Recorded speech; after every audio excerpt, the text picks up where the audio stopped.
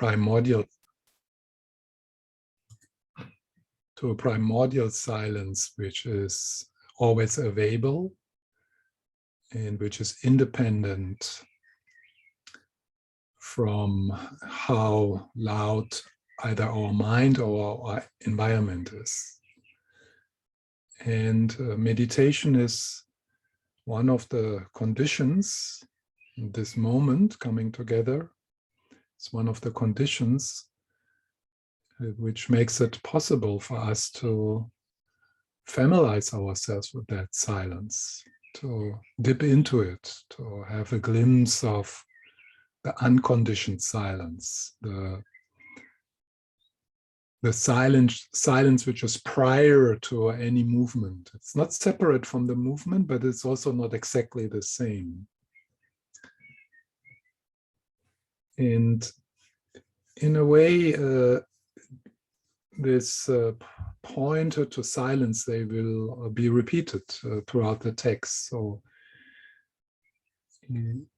another word for that silence would be also pure awareness or presence or isness or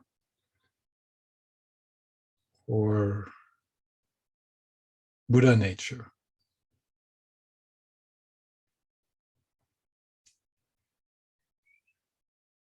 So rely on silence. And initially one could say inner silence.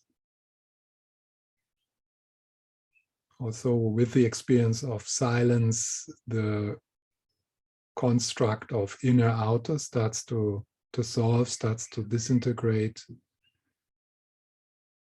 We can't point to where this silence is, and we can't also describe what that silence is. It is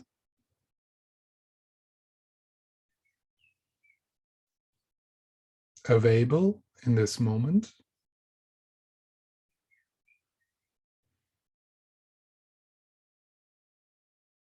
And we listen to that silence with our heart, with our whole body, with our whole being. If your outer environment right now is quiet, that quietness can also be a bit of a bridge into the inner silence, into the unconditioned silence.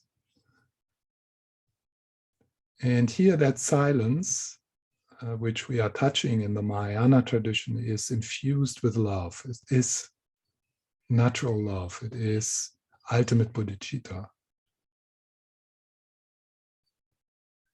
It is the presence of the Lama which pervades everything. Here the Lama not as a person, but as a principle, the guru principle.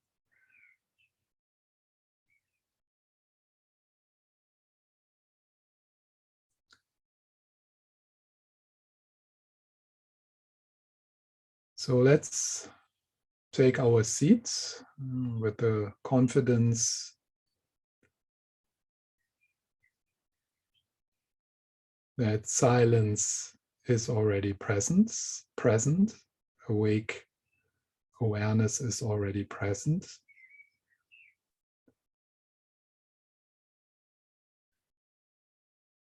And we take our seat with the appreciation that we are together in this virtual temple, and that we are protected by the presence of the Buddha, the presence of the Dalai Lama, the presence of Tara.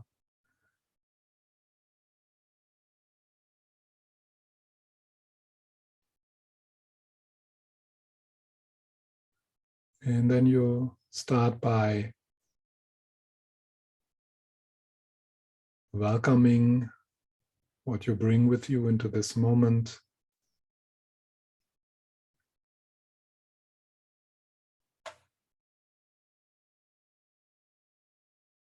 Allow your attention or awareness to spread throughout your whole body.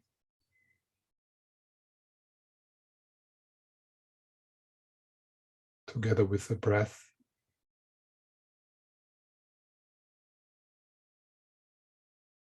And feel how breath and awareness is like all the Buddhas holding you, all the Buddhas protecting you.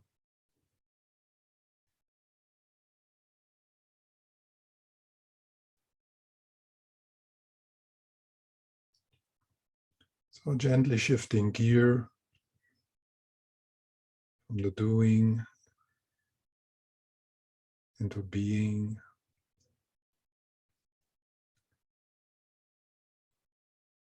Maybe you can deepen your breath for some time.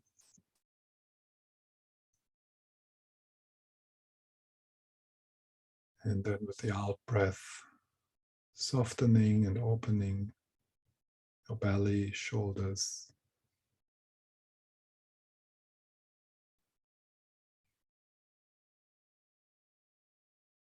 Allowing body, heart, and mind to settle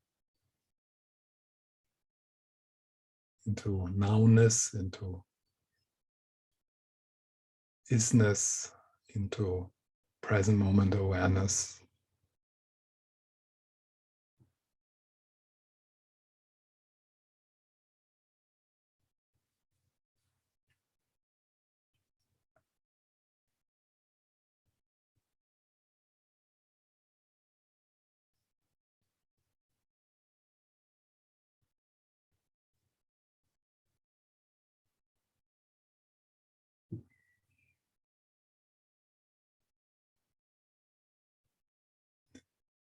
The past exists only in fantasy.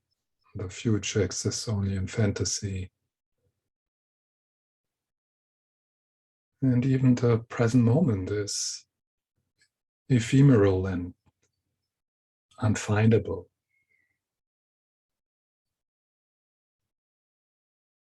It is unfindable as something solid, something real.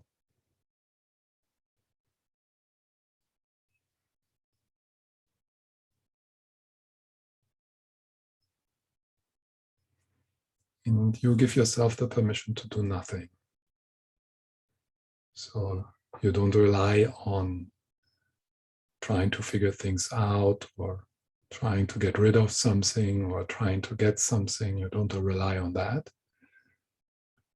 You rely on stillness, on silence, on doing nothing. You rely on presence.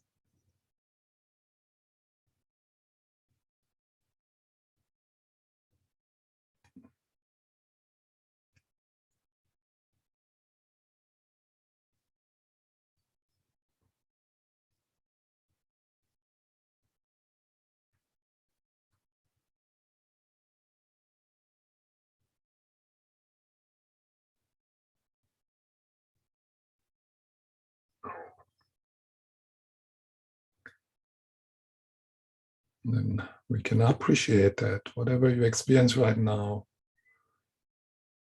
the unpleasant and the pleasant, the neutral, and all of that comes and goes within awareness, within consciousness, within space,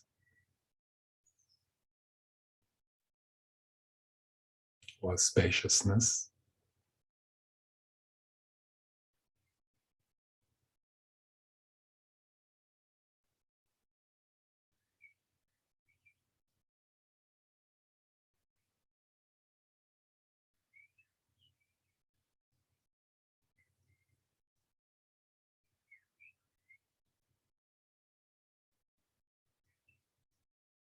And only if you get entangled in the inner dialogue and the movements of the mini-me, just gently slide back into your hands, the aliveness of your hands, or the movement of your belly.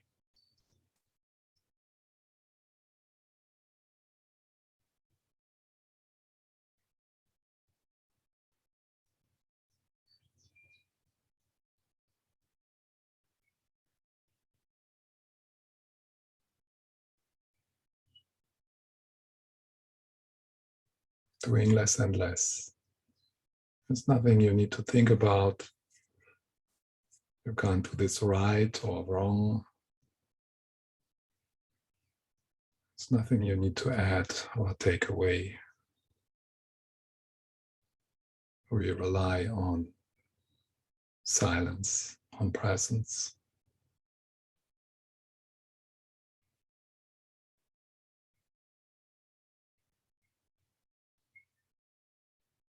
All your senses are open.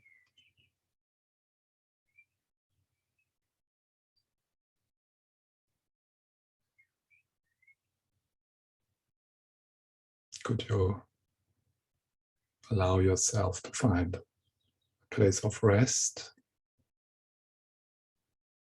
here in the midst of your experience as it is?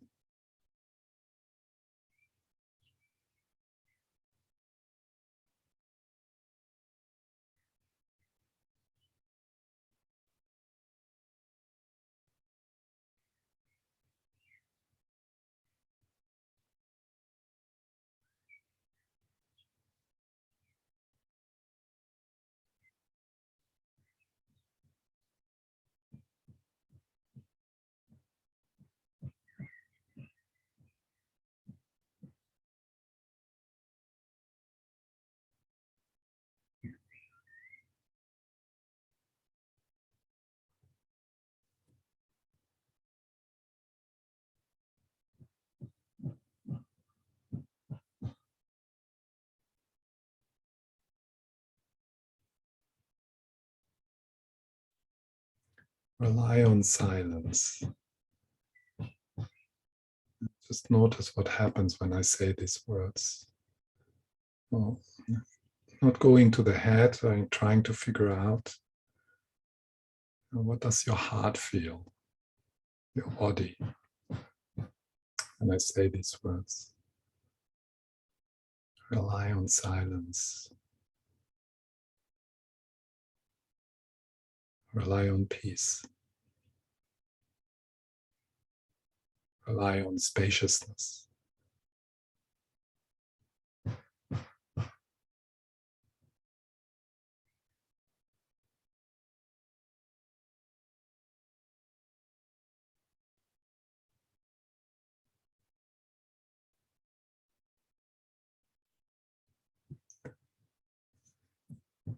If there's something in your experience right now which seems to sabotage silence, peace, presence, just let it be. Make yourself bigger, make your heart bigger. There's space for the movement, there's space for the noise, there's space for this voice, there's space for your thoughts, and yet there is always vastness.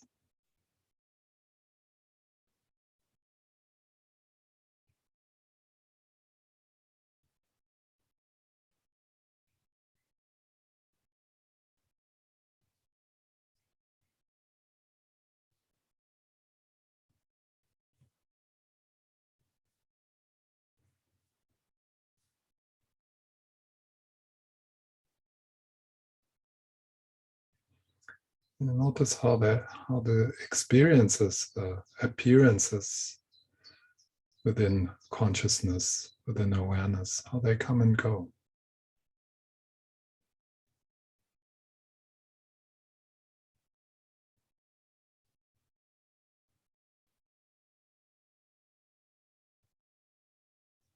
How they flow.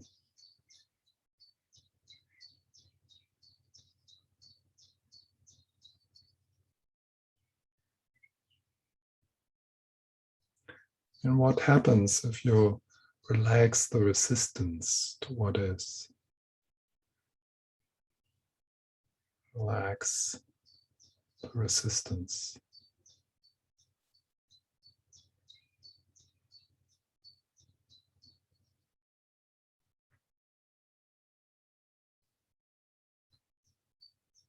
Try to find a deep yes to this moment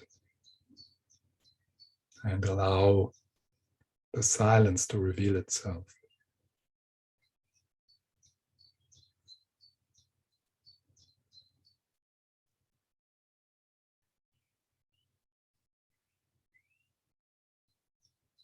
as if you remove the curtains on a window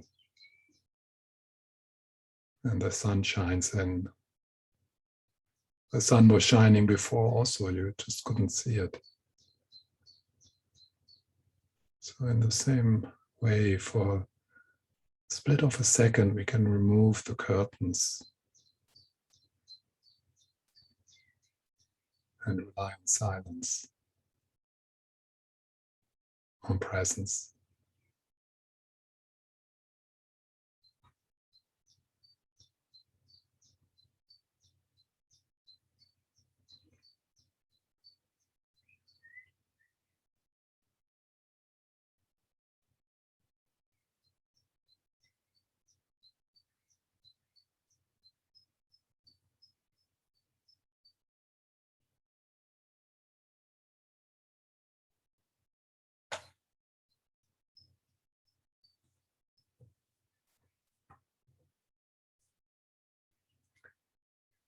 Is there silence here?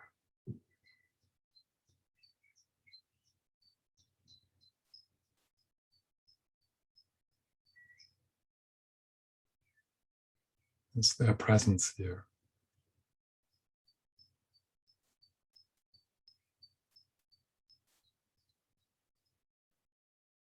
Is there peace?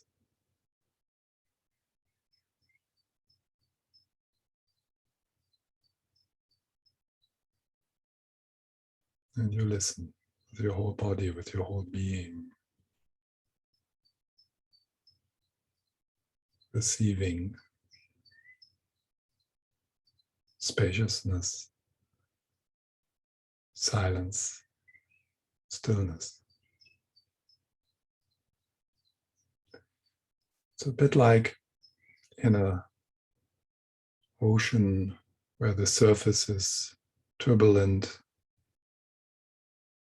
and you sink into the depth where there's vastness and stillness.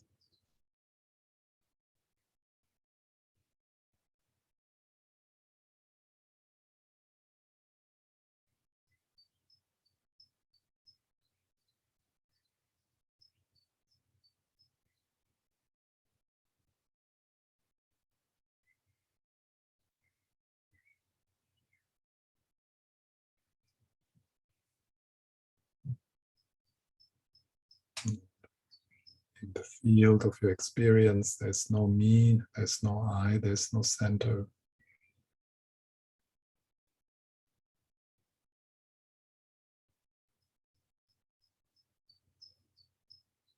Rely on silence.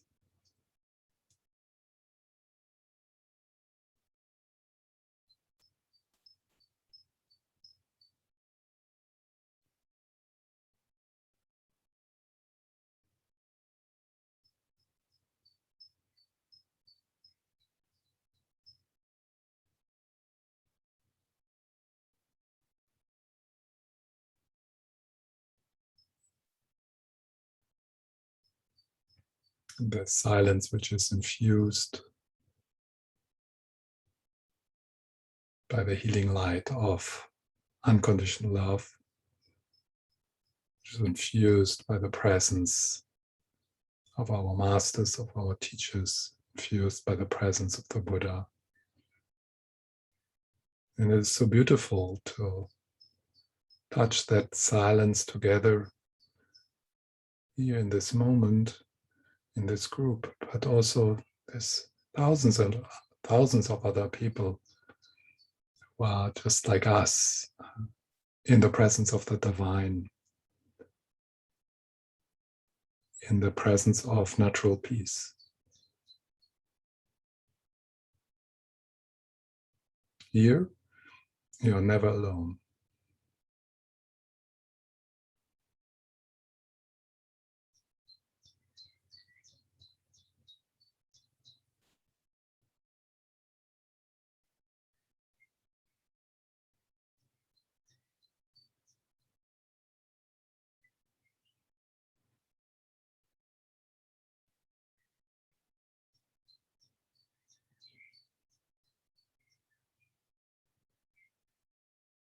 When you're here, You don't need anything.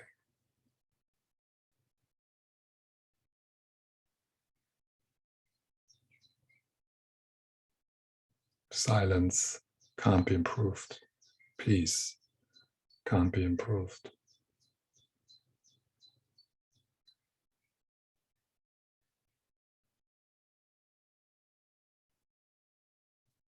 Rely on silence.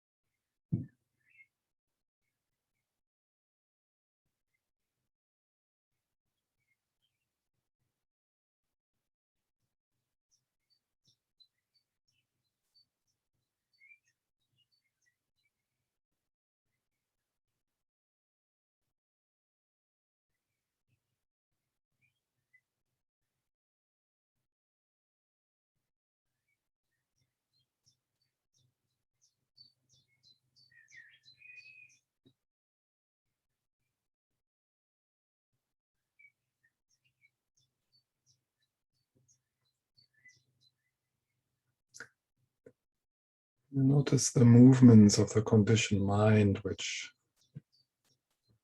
seem to obstruct spaciousness or silence. Just let them do their thing, neither indulging them nor trying to get rid of them.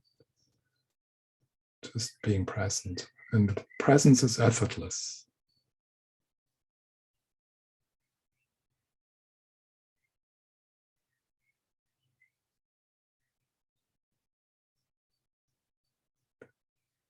Be aware of the silence from which these words emerge. And be aware of the silence within which these words are received.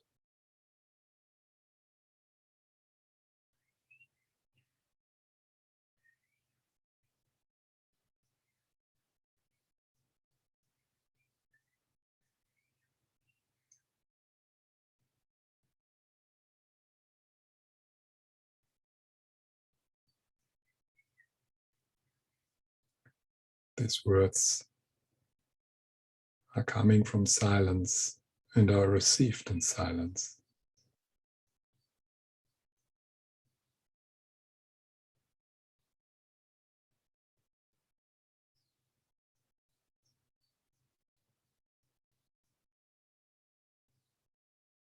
So these words and silence are co-emerging.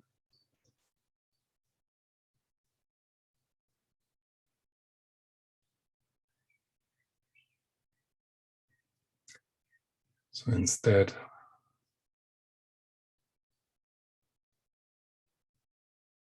of disturbing, these words point to silence.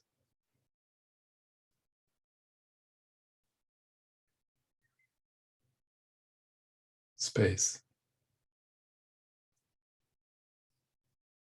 Presence.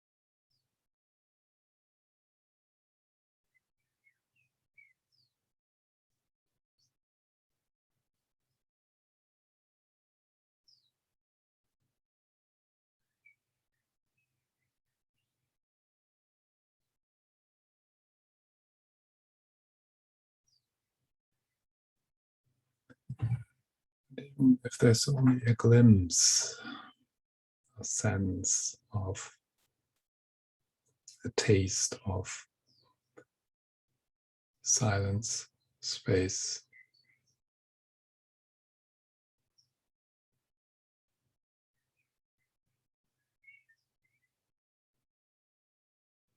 that's good enough.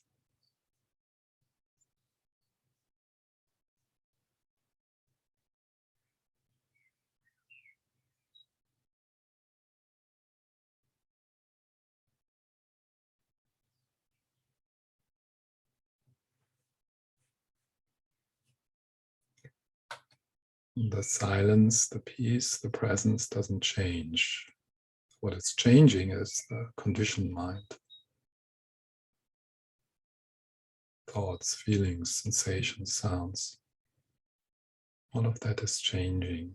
But isn't there not something which is unchanging?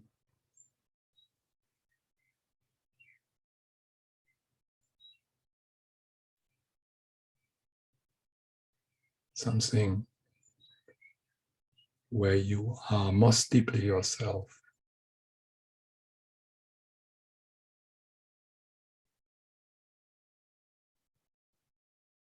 Beyond words, beyond gender, beyond fear.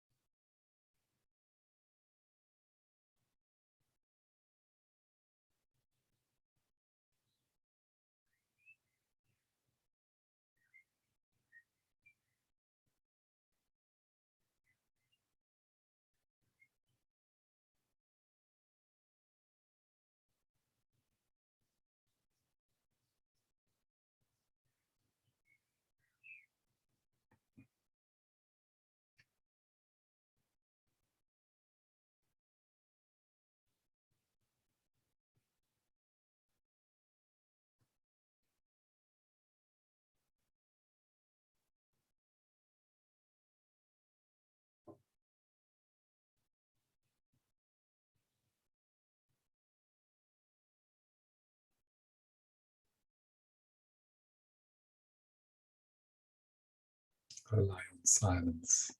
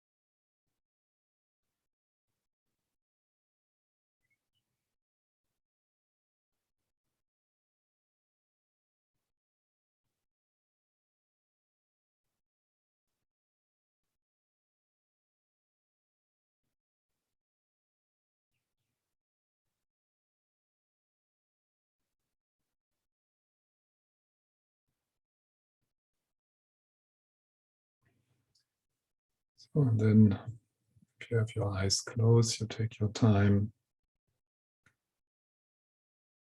to also invite the visual into presence.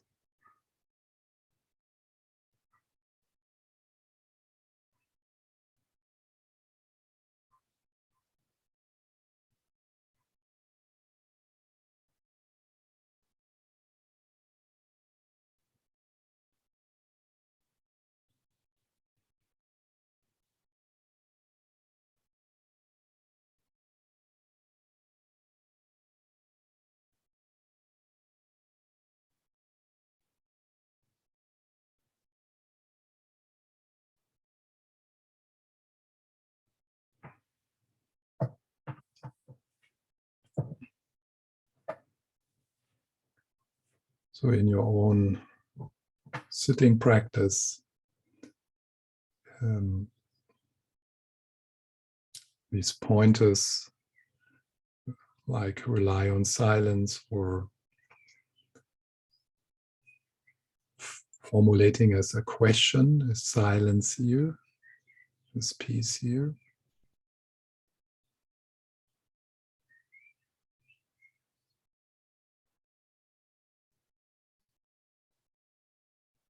So it's a very beautiful resource in life to discover that it is actually possible also in disturbing moments, to pause, to breathe, and to take a moment to touch that primordial silence.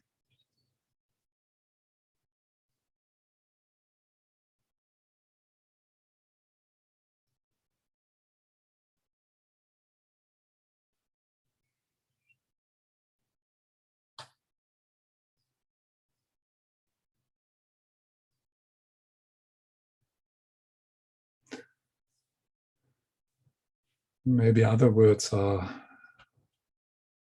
more helpful for you. So it's also finding your own images or words or questions.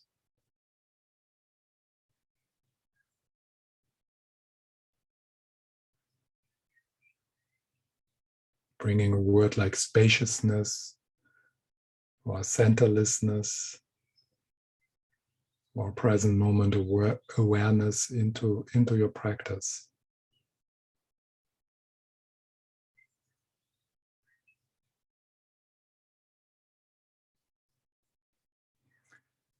And if your mind, your heart starts to recognize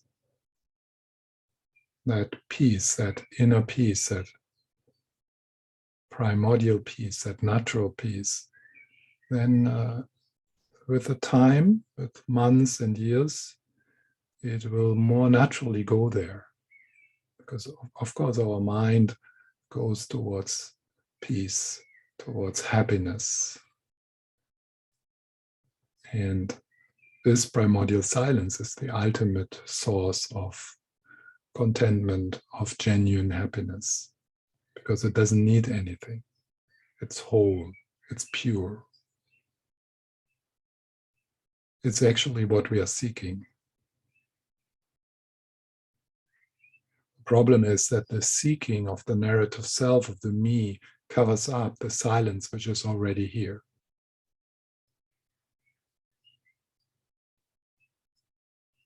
So we're trying to get to the silence through a lot of noise, through a lot of doing. And that will never work out.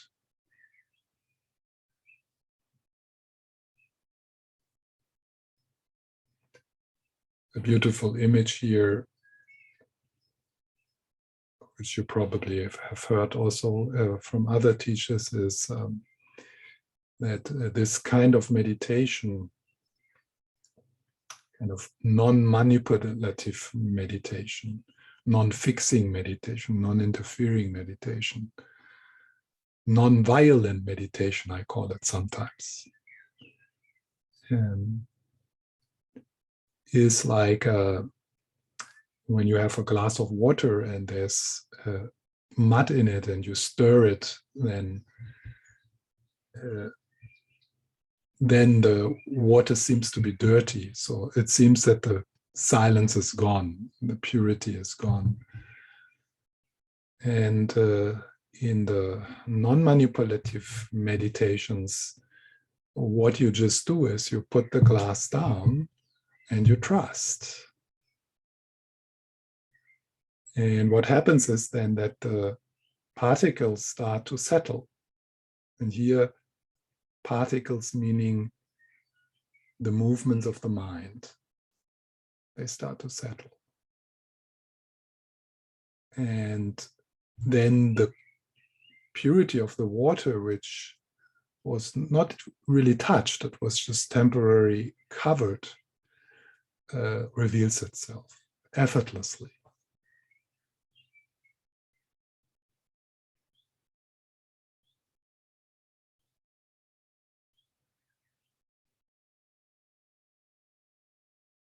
So even if in your own meditation there's a lot of doing, kind of mantras, sadhanas, this and that, and complications and shoulds, and trying to focus and so on and so on.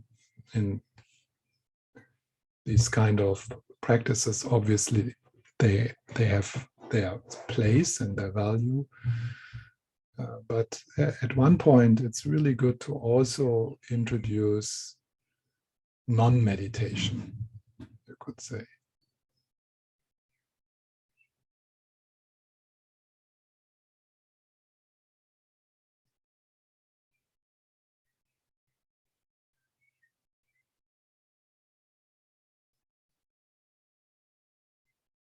So the purpose of mantra is actually the purpose of mantra is not to mumble mantras for the rest of your life. The purpose of mantra is to protect the mind for a while when it is very disturbed. But what we actually do through the mantra practice is to make an invitation, an opening, so that the nature of your mind, the clarity of your mind, the peacefulness of your mind can reveal itself. So the important thing in mantra is actually the space within which the mantra is recited and the gaps between the mantras. For many people, the most powerful moment of mantra recitation is actually when it stops. Because in that stopping, in that gone, it's gone, something is revealed. That something is more than nothing. Yeah. So I could also maybe better say nothing is revealed, because when we look into that silence, or if we look for that silence, we don't find it. There's nothing there. But what a nothing! I mean, it's the most amazing nothing. It's the nothing which is everything. It's home. It's the end of seeking. It's fundamental well-being. Fundamental well-being could be also a word. Yeah, so not like discussing, what is fundamental well-being, but is there fundamental well-being right here? Like you go, isn't there fundamental? There is all this blah blah, and depending on what is happening in your life. I mean, today I was quite in a storm, trying to find it. So, and it's so wonderful after so many years of exploring this, that even then I don't lose the touch with peace, the touch with a fundamental well-being. So I can always say in these moments, or connect with, actually everything is fine. That doesn't make sense to the conceptual mind to say something like that, but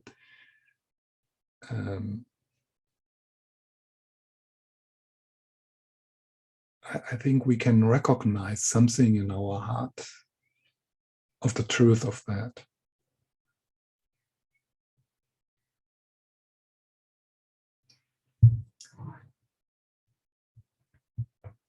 And now when I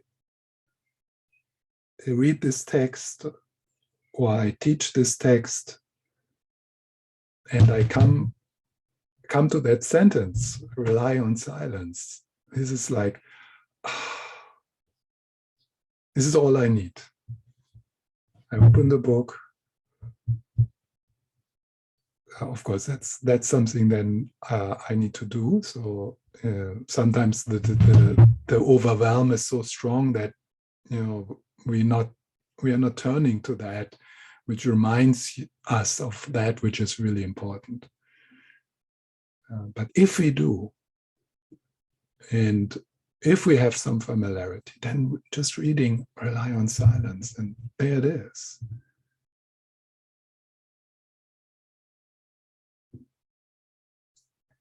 Not knowing what it is. We don't know what it is. We will never know what it is. It's undescribable, it's ungraspable.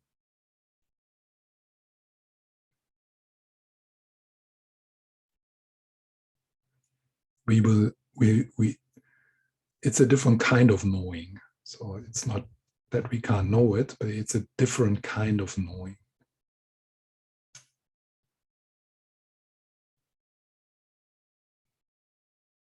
And then bringing ourselves in conditions like this where we are sharing and where we are reminded.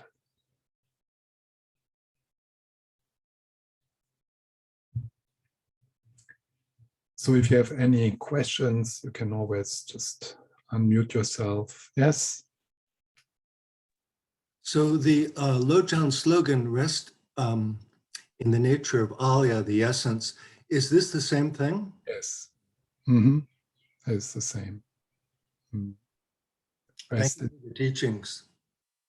Yes, rest in the essence.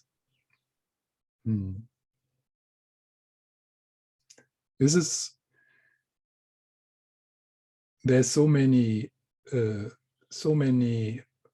words written, and one can about this, and whole philosophies have developed exploring this, describing it, and debating with each other, and that is it's beautiful, but it's actually very simple.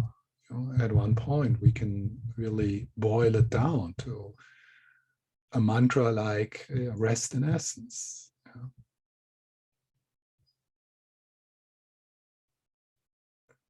And trusting the not knowing of what is actually meant. I mean, probably it's also helpful for us to spend time with the philosophical part and so on. It increases our trust. It increases our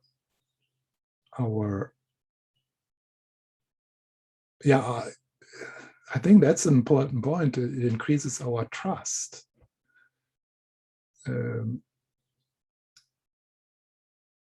Because it's so radical compared to the way we, particularly in our culture, how we function. So that it's like we want to rely on fixing, on explanation, on conceptual knowing, on methods. So the philosophical teachings in this time-tested lineage, make us, can support us in starting to trust nothing, starting to trust simplicity, nowness. I mean, isn't it amazing that this is all? I mean, this moment is all what is. Yeah, this is it. I mean, yeah. It's amazing.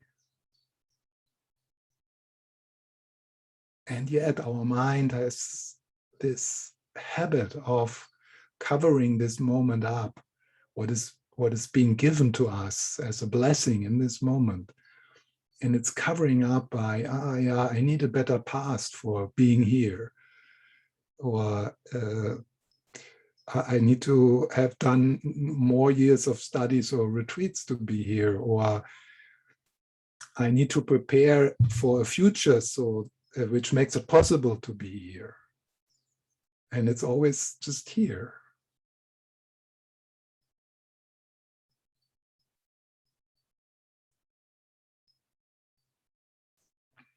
So let's go to first two. Attraction to those close to you catches you in its currents. Attraction to those close to you catches you in its currents. So this is attraction to those close to you is not only talking about people, or it's talking about attachment. Yeah? It catches us. So instead of being here and bathing in the suchness of this moment, our mind goes to other places, hoping that the fantasy will somehow add to fullness, the fullness of this moment, or hoping that if in the future we get that which we fantasize about, that then we can be in peace. It's not working, right? It's not working. We have had this experience. We are old enough now to have figured that out. Yeah? It's just not working. We get there and we are still not in peace. Because our mind says, no, this is not it. This is not it. What's next? So the first line refers to attachment, grasping. Aversion to those who oppose you burns inside. I really love this language because it's so physical. Yeah? Aversion to those who oppose you burns inside. So, and again here, aversion to those who oppose you is not people, not only people, it's the aversion to what we dislike.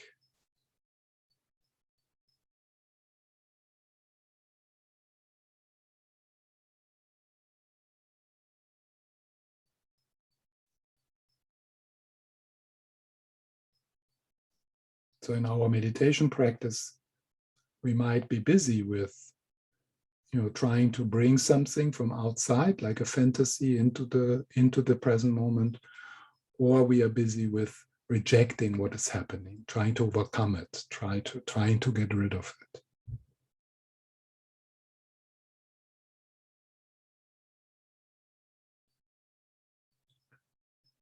Indifference that ignores what needs to be done is a black hole.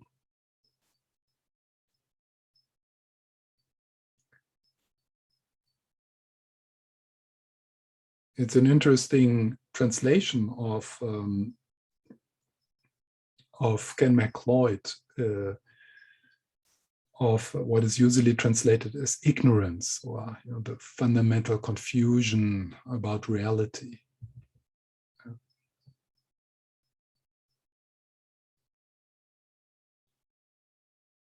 Indifference that ignores what needs to be done is a black hole.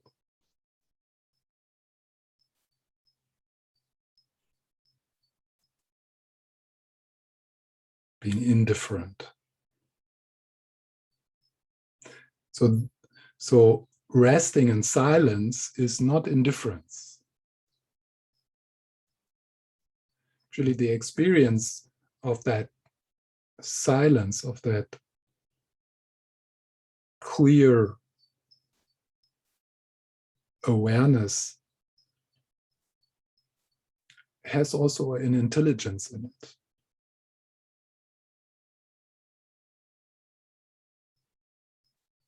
Out of that silence comes action. But it's a different kinds of action. It's a different kind of action. So it's not a reactivity-driven action. It's not the actions of the mini-me, of the narrative self. It's the action from the goodness of your heart, from the stillness of your heart.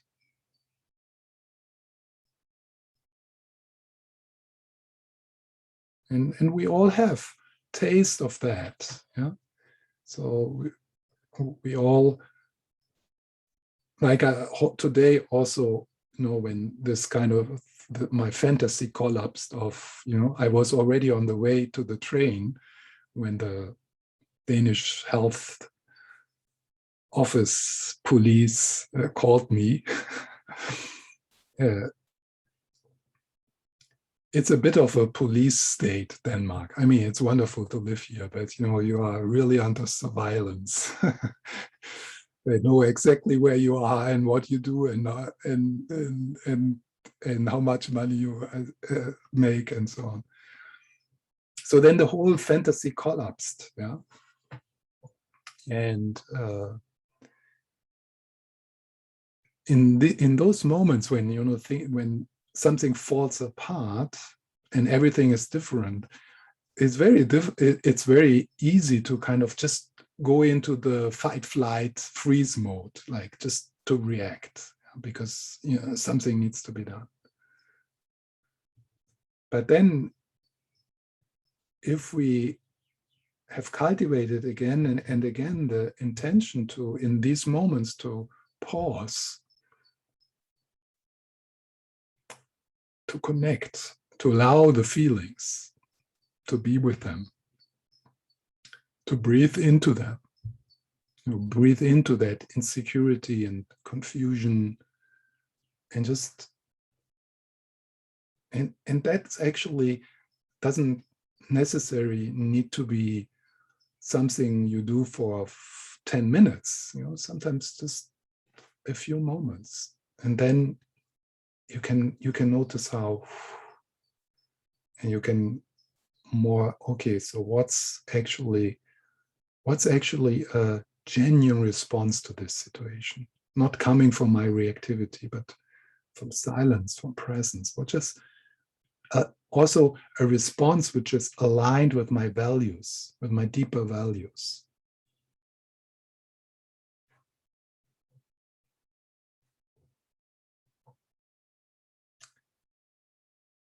And then leave your homeland. This is the practice of a bodhisattva. Leave your homeland. So homeland here is the world of the narrative self. Homeland here is the world of responding to life based on your conditions and habits. So that's the homeland. It's not talking about moving somewhere else. Yeah. I mean, Ken McLeod describes the situation, maybe some of you know it. So you go to a retreat, kind of, you leave home, yeah, to discover a new territory, but then you sit in retreat and you are still home, meaning the same conditioning, the same attachment, the same beating yourself up is happening in the same way. So you have not really left home. You brought home with you.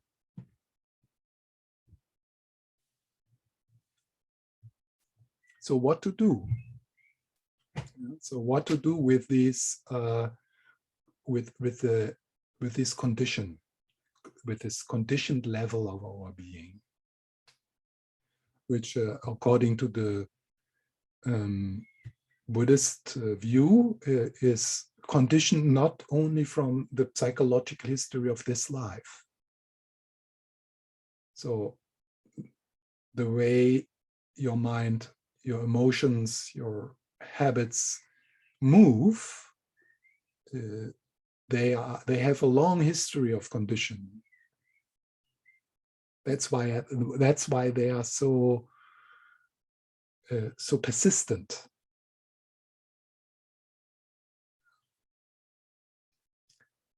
What obviously doesn't work is to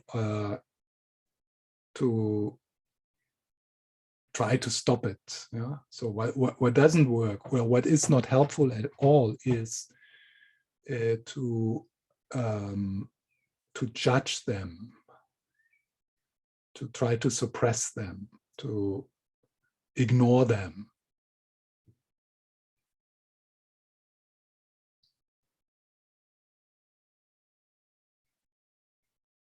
So the practice suggestion here is in the same spirit as I already now talked about. So the practice is experiencing these conditioning fully, but not engaging in them.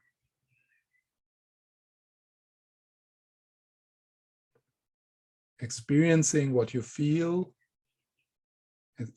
experiencing the contraction of grasping or the burning of anger fully as we can.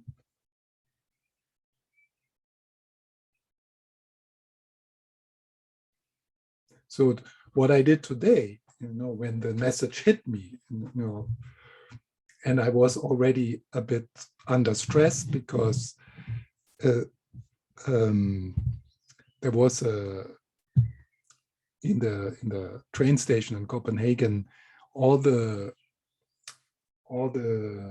where you can see when the train comes and where they leave, it was all broke. It didn't work.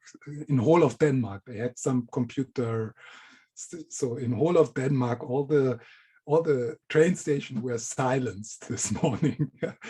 And also the speaker didn't work. And so it was quite chaotic. And then this message hit.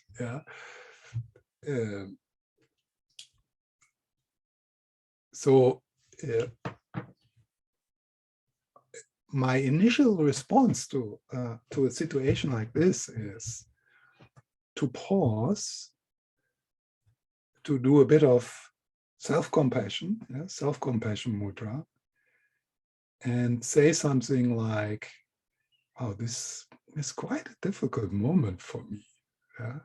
Wow, yeah. But that's how it is, Everything can happen at any time. So it's so good to be a Buddhist." because you can never say, "Hey, oh, that's a surprise, that shouldn't happen." Because that's not aligned with the Buddhist teaching. No, everything can happen at any time. No, your life can turn around in one moment completely.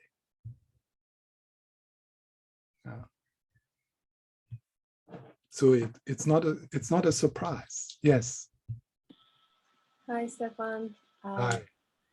I'm Teresa.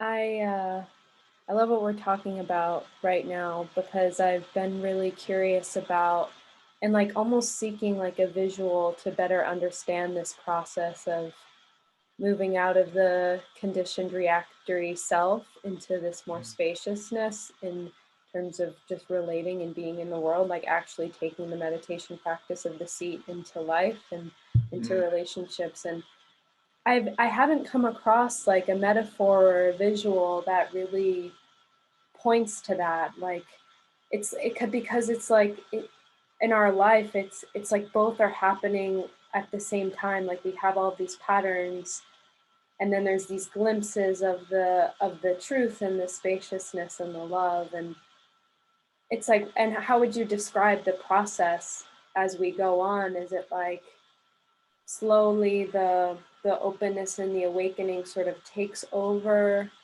the reactory conditioning? Or I'd just love to hear you kind of talk about that, because I have this visual of sort of, it's like the open spaciousness sort of starts to take over, and like the conditioning sort of just becomes less and less until it doesn't exist anymore, ideally. Right, but Ideally, but better forget about that.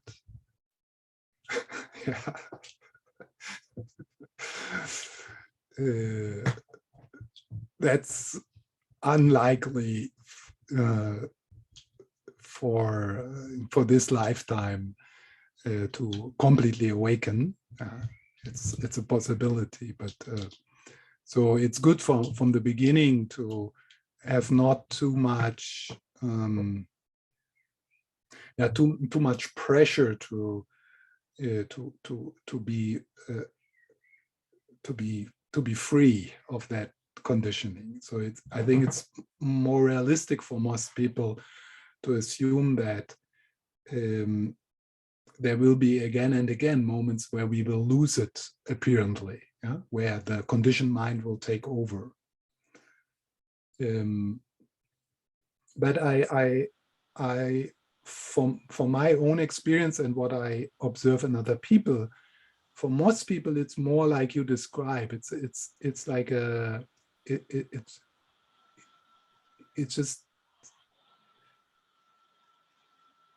just comes more into the foreground, and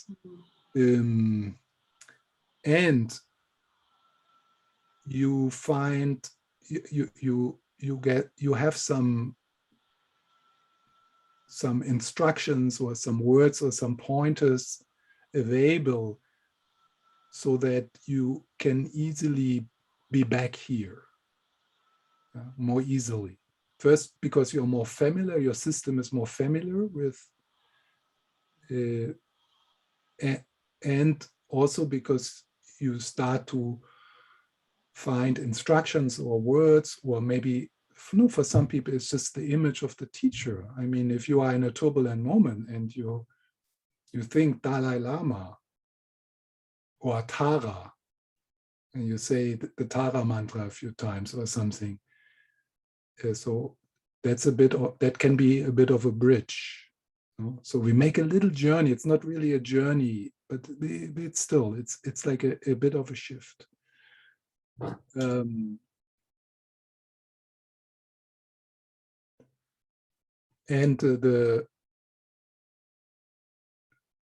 So one part is by seeking conditions like we now create, because we are here and we're talking about this, we're sharing it, it's in the air, kind of. So to prioritize that,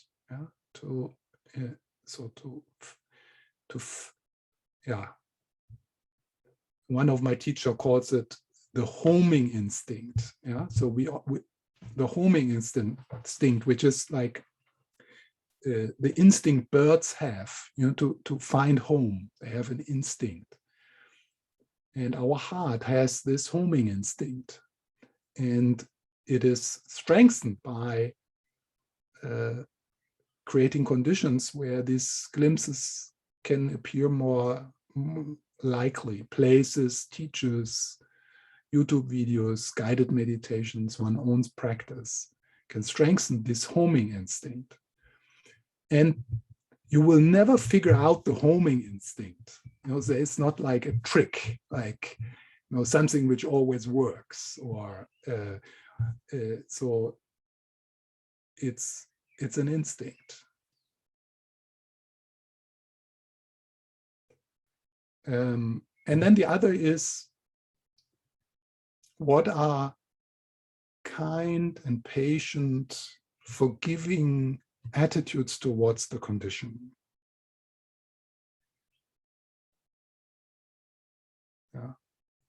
So and for me, for example, one part of that is, if we stick to one life, so we all carry unfelt feelings, we all carry traumatic experiences within our system. Here, trauma not necessarily as shock trauma, but just like not having received the unconditional love we actually deserved as children. So there is something. So recognizing that the conditioning which is happening, like in the situation like I experienced this morning, it could be very easy. I didn't connect with that then, but it could have been that I connected with the lost boy, like the lost boy who was just left behind by his parents in a cold world, because that boy is in me, and I know him. And a situation like this could could trigger that. So knowing that it's not my fault, it's not, I didn't choose to be left by my parents, or I didn't choose a father who was not emotional present and didn't help, was not holding me. So knowing that, when this appears, when I have this kind of panic attack in a moment like this, instead of saying, hey, you are a meditation teacher and you meditate since 20, this is so embarrassing. I have at least to pretend that I'm liberated in this. Yeah? I have to put on my monk's face. Yeah. So I could beat myself down for conditioning which is happening through me, which are there because something happened to me, not because that little boy was stupid or should have coped better with that situation. He couldn't.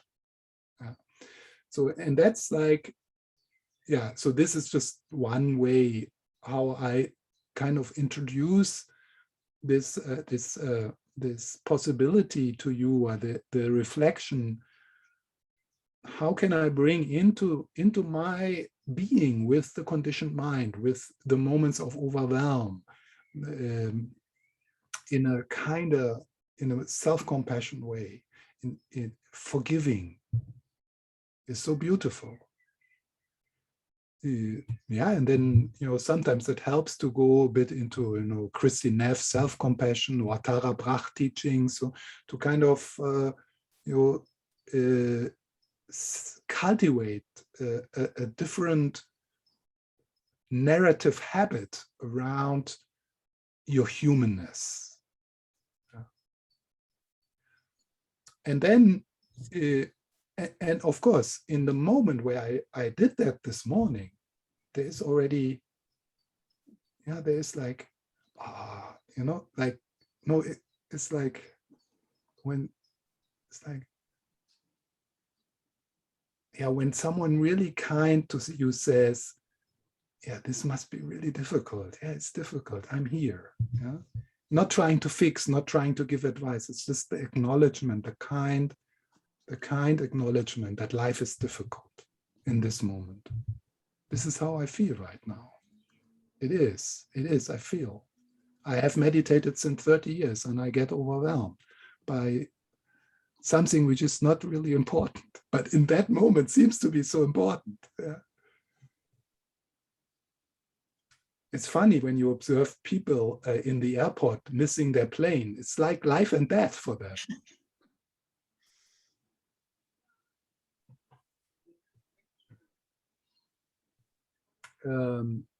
So, and then one can start to explore the conditioned level of mind deeper in what is called vipassana meditation, insight meditation. So the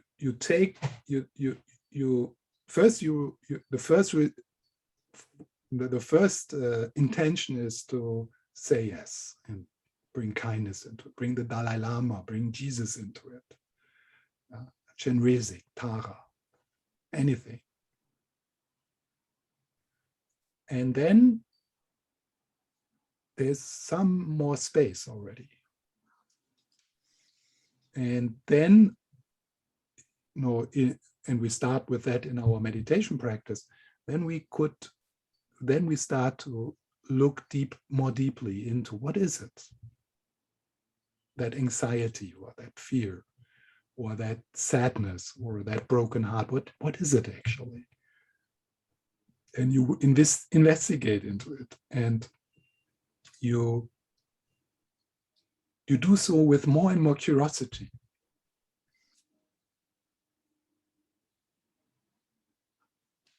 It's like, this morning then, when I then took the bus back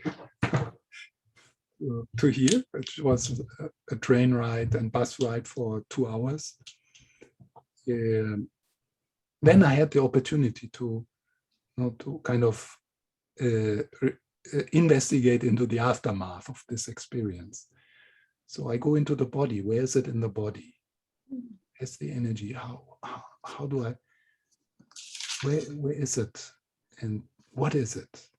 And it's like, wow, it's so fascinating to start to explore your inner territory, you know, with the whole territory, also the dark parts, or the parts we are ashamed of, or which we wouldn't want to admit to others. And so you become curious about that. And then one of the first insight in Vipassana practice is the impermanence, the non-static nature of these experiences, that they come and go. And then you go deeper, and then you approach it more into, you approach the insight into emptiness, that all these conditioned levels of our mind, that they don't have a substance. They are not findable as something. They are not made from matter. They are. So you look more and more, and you find less and less. It's strange, and this is true for any phenomenon in this universe. More closer you look, less you find. You find a lot from a distance and from a confused mind. There seems to be something real there, a real problem, something really solid, something really lasting, real. But when we look closer, then we start to experience the ephemeral nature of the conditioned phenomena. And then, so the other part is, the other part of the experience of overwhelm is thoughts. So you also investigate into the nature of thoughts. And that's also fascinating, because we are so convinced by our thoughts. Yeah? We really believe our thoughts, and we think they are, we think that they are our thoughts and that we are thinking. And but when we actually turn to them and we look for them, we don't find anything. It was wonderful for me to kind of dig through this and come to a place of transparent openness. Yeah. And what is also wonderful in this process, by doing this with your own conditioned aspect, with your own conditioned mind, sem, it's called in Tibetan, that level, the conditioned level, sem. The silence is called rikpa, yeah, rikpa, the nature of mind.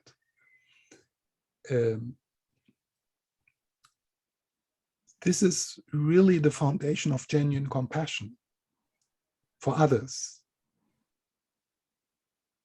Yeah, because obviously, if you start to relate to your own conditioned level, with kindness and curiosity, with patience and forgiveness, with tolerance, obviously this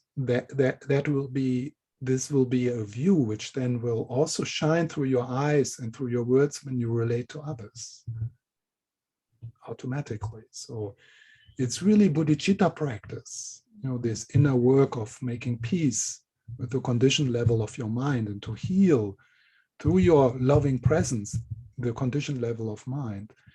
It's a bodhichitta practice, because it's not like a private project. It's something you do for all of us.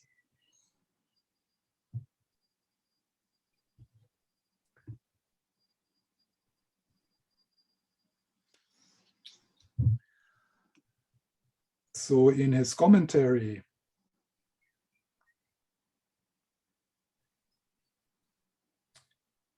Ken McLeod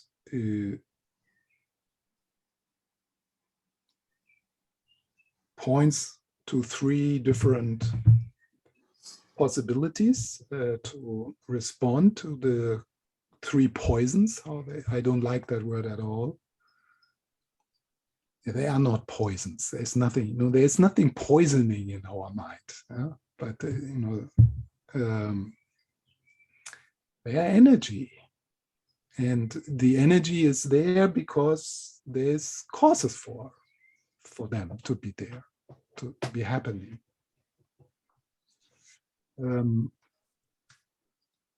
But these three methods he's describing, they boil down to what we just discussed, what I just explained in the response to the question.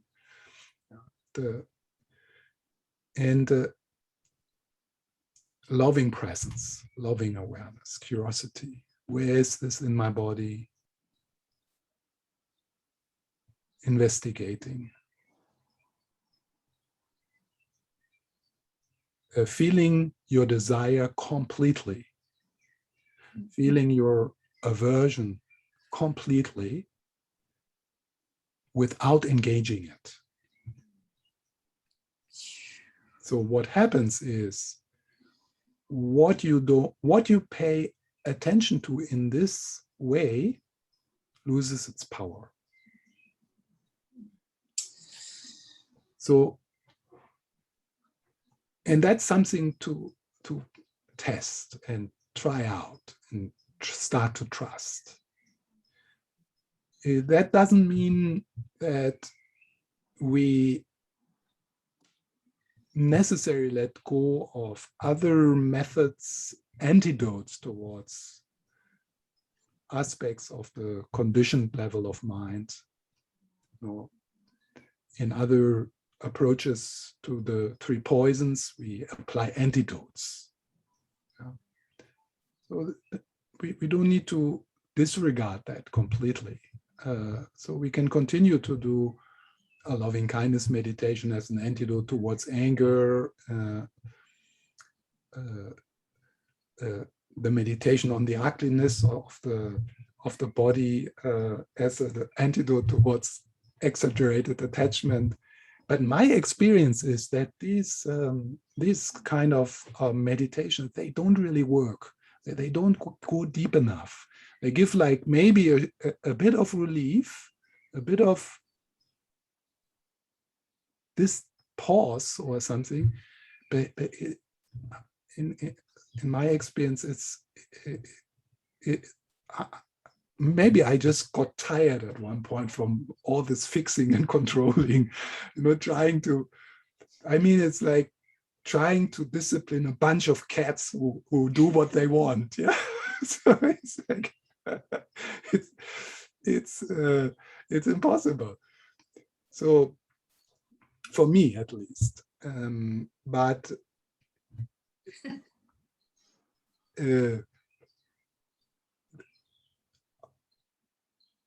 experiencing how there is more peace arising when I just experience fully what I experience, when I just feel my feelings as fully as possible. And as everyone, I'm still not able to feel my feelings fully.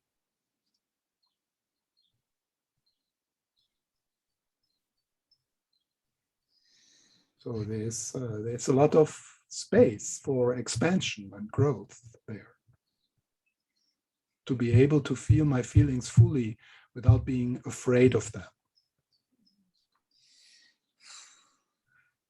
So to experience your desire fully doesn't mean, and it is actually the opposite of reactively following the desire.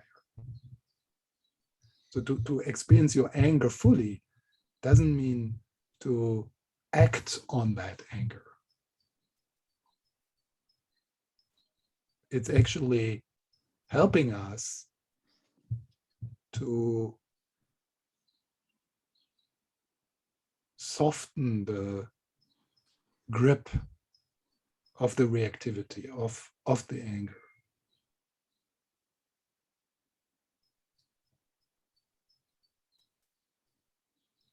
And Ken MacLeod concludes his commentary with, when you are able to experience these, so the so-called three poisons, when you are able to experience these poisons and not act on them, you have left your homeland.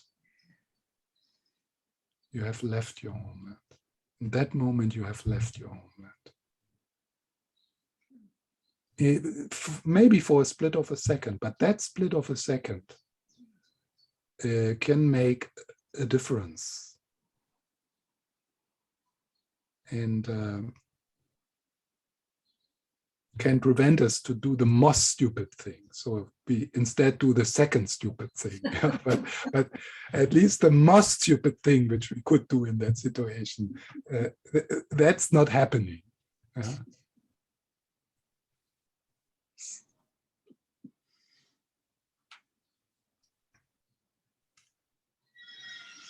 Is there any other question?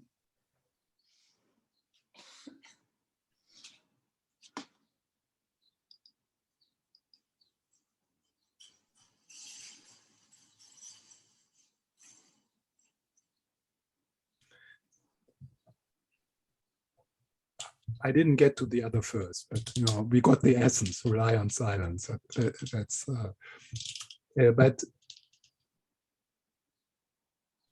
what I just described.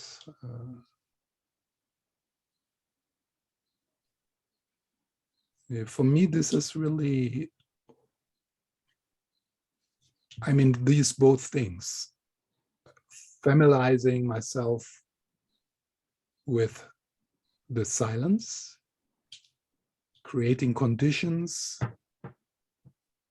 which support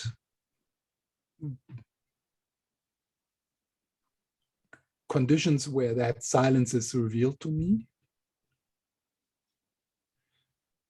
Part of that is also simplifying my life.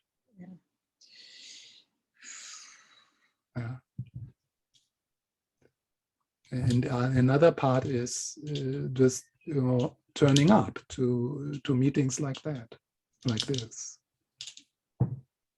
staying connected with my teachers and with the teachings.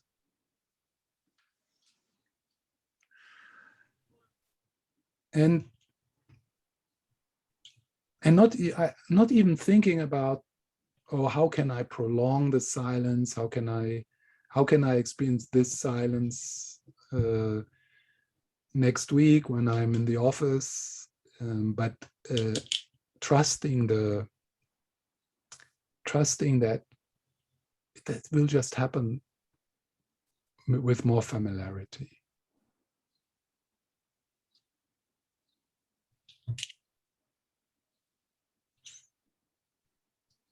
And the second is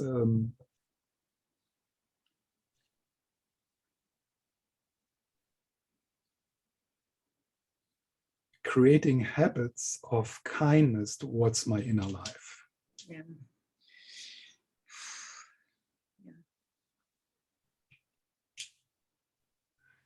And when I create kindness towards my inner life, I create kindness to the life of beings, to the inner life of beings. I create kindness, forgiveness to violence in people, to anxiety in people, to addiction in people, because it's all here. It's all in me.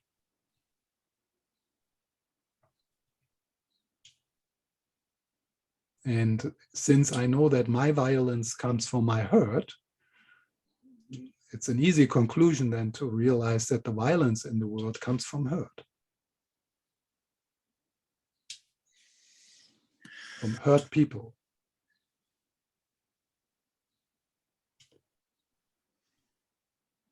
And then this process of vipassana practice. And one of the life changer for me, I don't know when this practice came into my life, I don't remember. It's a simple question: where do I feel this in my body?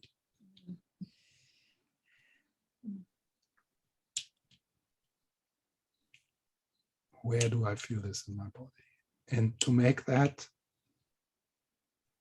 really a habit, so that at one point you not even need to ask the question anymore, because as soon as some disturbance happens, your mind goes into the body and feels the contraction, feels the burn, or feels the vulnerability, and to be fascinated about it, to be curious about it, like really being an explorer of the conditioned human experience.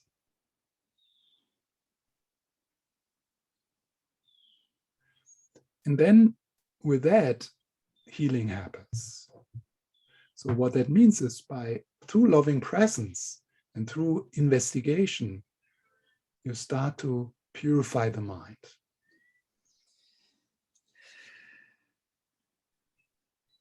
It's, for me, much powerful than 100,000 Bodhisattva mantras. So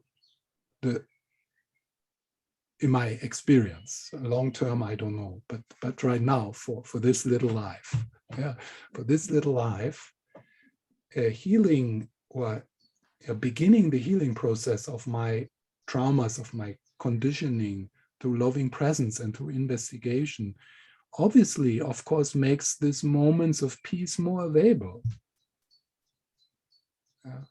Then there's more, the kind of the conceptual curtain which we lay, which we create, and which disconnects us from this peace, from the silence, kind of becomes a bit more transparent.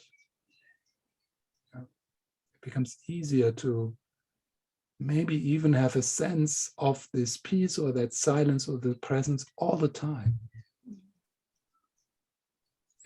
Somehow, in a kind of, sometimes almost gone, but still, you know it's still there, and you trust. The clouds will open again, because I have seen the sky, and the sky wins. The sky will prevail always, because it's real. The conditioned mind is not real. It does not even really exist. It's made up. And you can prove that to yourself by looking for it, by investigating into it. You can prove to yourself that it does not really exist, because it's not findable.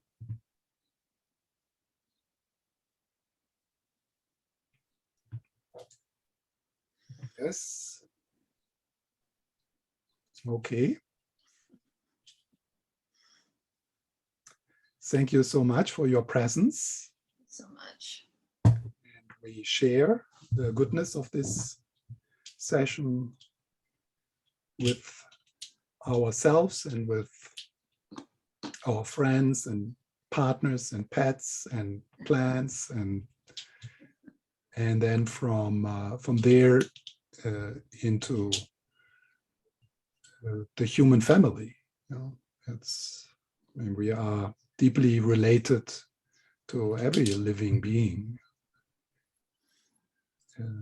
So may this session be a drop in the ocean of bodhichitta, so that it becomes inexhaustible.